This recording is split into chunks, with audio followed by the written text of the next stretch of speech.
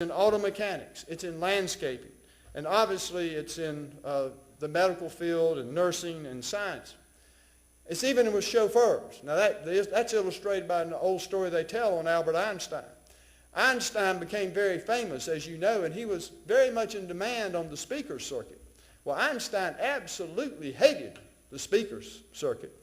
And he was bemoaning that fact to his chauffeur as they were driving one night. He says, I'd love to be back in the lab doing the work that I love to do. I am so tired of rubber chicken and speaking at all these things. Well, the chauffeur, who looked a little bit like Einstein, had some of his mannerisms. He said, well, boss, let me take the burden off of you tonight. Let me give that speech. I've heard you give it 1,000 times. I can do it in my sleep.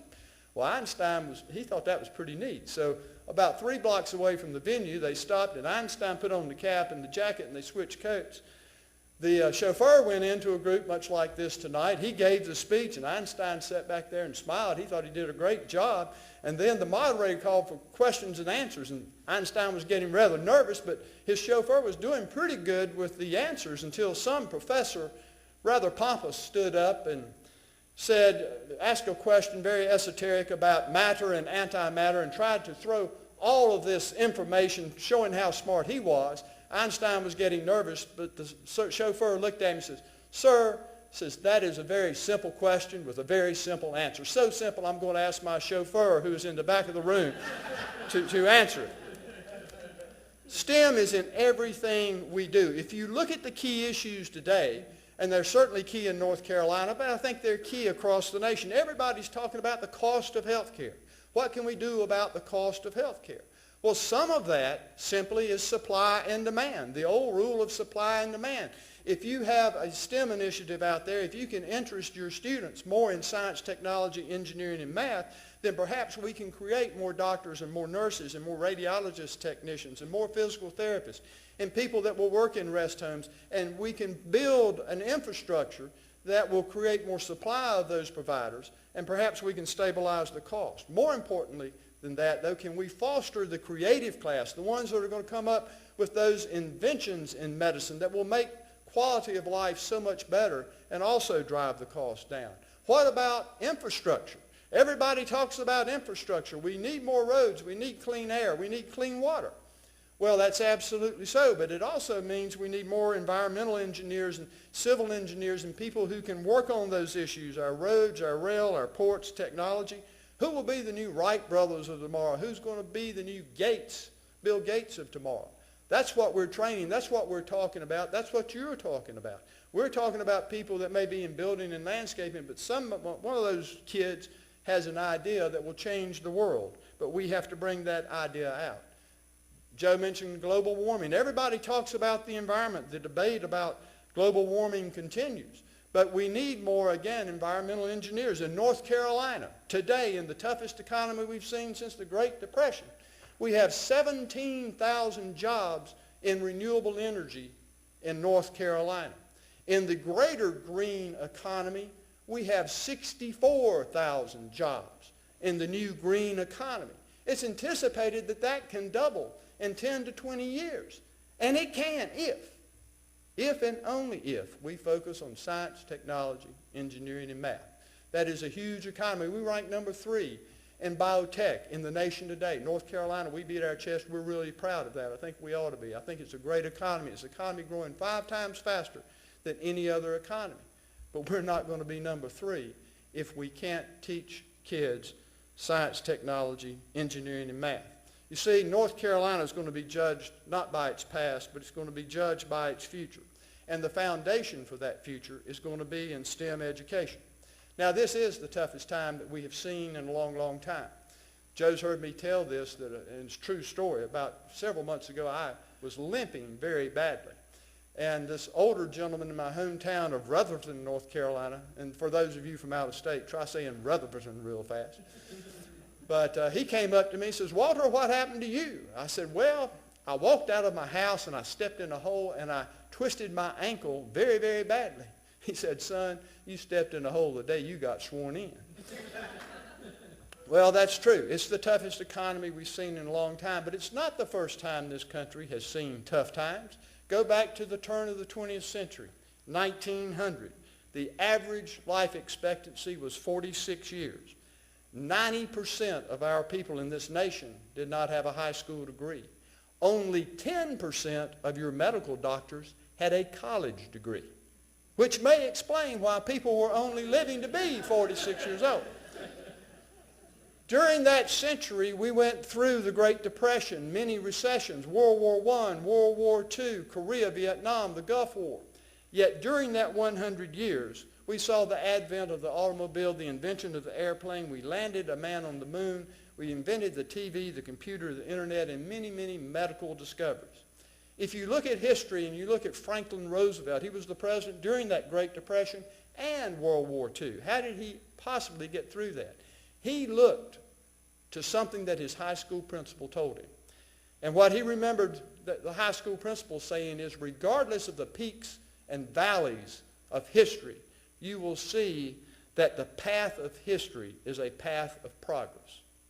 Indeed, that's true. Over time, we generally get better, but we get better because of science, technology, engineering, and math, and the great inventions of the world that have improved our quality of life.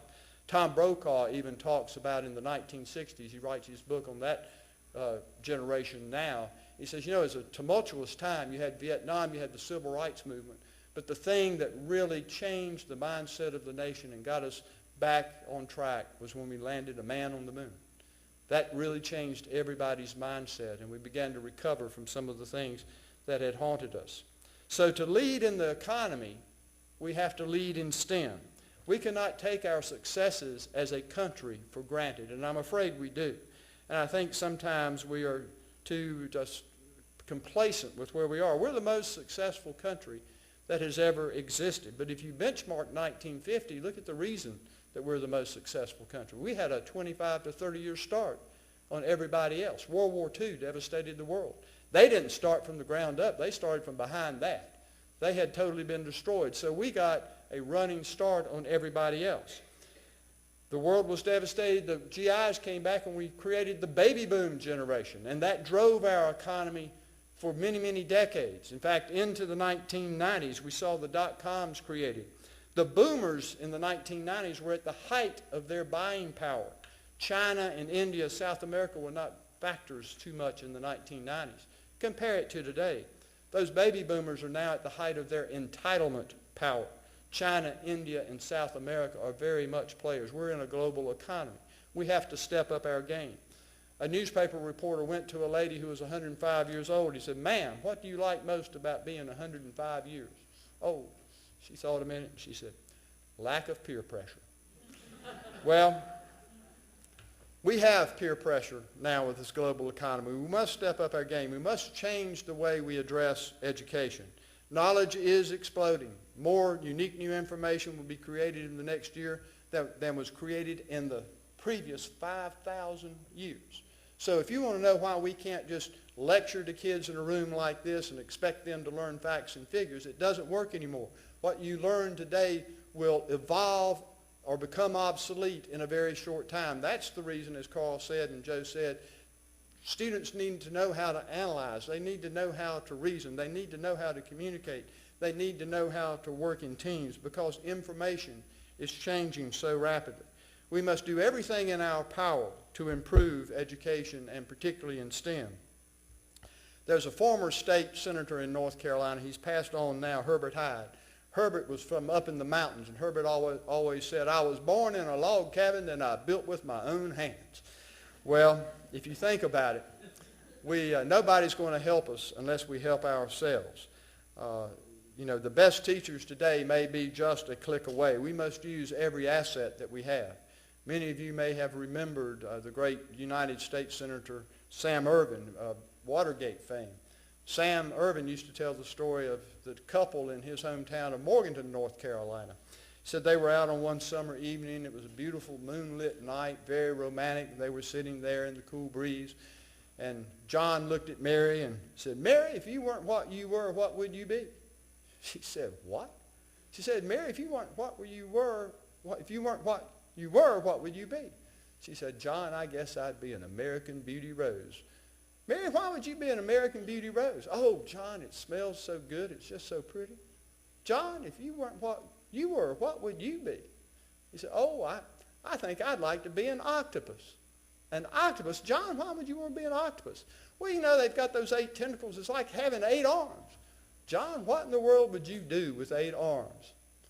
Mary, I'd just hug you to death. She said, John, that's silly. You're not even using the 2 arms you got. So, and we have to use everything at our disposal today to encourage our students to be interested in STEM. You really don't have to encourage students to be interested in STEM. If you do it right, they're going to be interested. They're curious.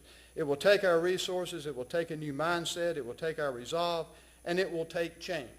And it will take people like are in this room working together for that change. In North Carolina, we are changing. Not far from here is Durham, North Carolina. That was a tobacco town. Today, it's the city of medicine, and rightfully so, with what's going on with Duke University. Victor Zal, recently head of Duke Health Systems, said with what's going on in Chapel Hill at Lineberger with cancer research and what they're doing at Duke, this could very well become the epicenter of cancer research. In the Concord, Kannapolis area, one of the largest textile mills in the world, 5,000 people employed, is now leveled to the ground. But out of that ground has come the Kannapolis Research Center with the charity of David Murdoch building that. It is amazing. Those cities have now become known as the City of Science. Wilmington, North Carolina, the first city to have a white space license, and that list can go on. We will effectuate change if we work together. These are tough times. A young lady sought employment with my office shortly after I was sworn in. I said, Cynthia, you've got 2 degrees from Duke University. Why would you want to come to work for me in such a chaotic time? By the way, I did hire her anyway with the 2 Duke degrees. I said, it's such a chaotic time. Why would you come to work for me? She said, well, Governor, because, you know, out of chaos can come opportunity. Martin Luther King said it a different way. The brightest stars shine in the darkest night. The brightest stars shine in the darkest night. You are the bright stars in your communities, in your states, in education in general. Wherever you are, you're the bright stars. If you're encouraging STEM education, if you're getting the attention of those students, you're going to help build that future economy. That's what these gentlemen do with the North Carolina STEM Collaborative. They've done such a wonderful job, but we cannot stop there. Concluding quote from the Prime Minister of Britain, who came to our Congress a few years ago, or a few months ago, really. For the lesson of this crisis is that we cannot just wait for tomorrow today. We cannot just plan for tomorrow today. Our task must be to build tomorrow today. I would tell you we can't build anything without a STEM education. But with the STEM education, we will not only build it, we will be able to lead. So thank you so much for the opportunity to be with you, and thank you for what you do.